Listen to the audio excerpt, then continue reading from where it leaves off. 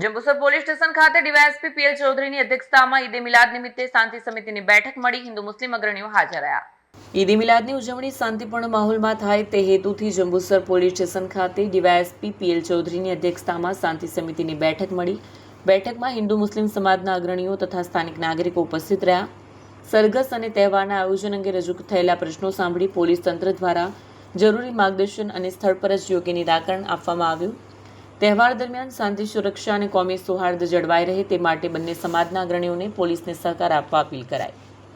આગામી તારીખ 26/8/2026ના રોજ મુસ્લિમ સમુદાયની ઈદે મિલાદનો તહેવારની ઉજવણી થવાની હોય, જે અનુસંધાને જંબુસર શહેરના હિન્દુ મુસ્લિમ કોમના શાંતિ સમિતિના સભ્યો તથા જુલુસના જે આગેવાનો છે, વ્યવસ્થાપકો, એમને રાખીને આજે મિટિંગ કરવામાં આવેલ હતી.